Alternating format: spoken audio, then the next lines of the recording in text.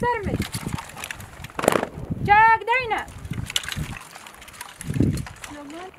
أكاديمية شهيد فيان دورة شهيدية كوباني بداوي كرنا أكاديمية دست بيكي لريبار آبو و تواي هوالا بيروز دكين پرورده‌ای که 45 روز یا برانجا حوال تدا پرورده دیتن تدا کربونه کات آوا کرن لسر و اساسه وکی اکادمی شهید ویان به هجماره که حوال جن دمل ایدئولوژیک دمل لشکری دا خو پیش خستن لسر چک خو حاکمیت دانا آوا کرن جیبون اوج لهمبر دجمن امنه هلکو دجمن بکار به ل آخما داگر بکه عمل همبری و دجمنی شر بکن جبونا ویجی لسر و اساس دوره کو هاتیه دیتن داستا چک دا خاکور کرن دوی پیواجوی دا برسف داینا دجمن لسر و اساس ام جهوالا را اندوی پیروز به او به داوی کرنا اکادمیه جارک دا ام دوی ریبر آپورا و توای گل مرا پیروز دکن و ام دوی بیجی ریبر آپو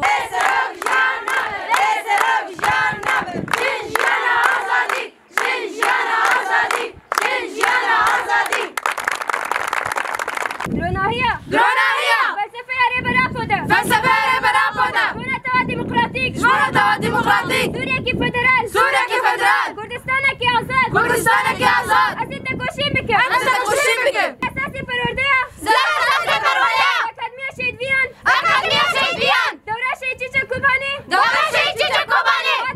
هات أسيد جسارت ديسيبلين وبريالبونا كي خور أسيد بيك بينا اسمي جيان حلب. أنا هلتين بداية مشان تخريجنا من أكاديمية شهيد فيان دورة شهيد تشيتشا كوباني الإصلاح المتوسط. احنا تخرجنا من هاي التدريب بفكرنا بإرادتنا بعزيمتنا بقوتنا. تعلمنا شغلات كثيرة بهاي الأكاديمية من أسلحة من اختصاص الأسلحة من كيفية استخدام الأسلحة. نحن بهالشيء لما نشوف كل فترة نشوف أكاديميات إن كانت سياسية أو عسكرية نحن عم نستفاد منها كعقليا أو جسديا حتى يصير عندنا فكر يتوسع أكثر حتى نقدر نحمي هالوطن نحمي هالشعب هذا. من أجل هذا بنادي كل مرأة عربية أو كردية تنضم لقوات وحدات حماية المرأة حتى تقدر تشوف حالها تشوف حقوقها تشوف هي إيش بدها تنضم الفكر القائد. اسمي ديروك حسكة. احنا كقوات يبجة اجينا مشان كوننا اجينا على أكاديمية شهيد فيان للسلاح المتوسط.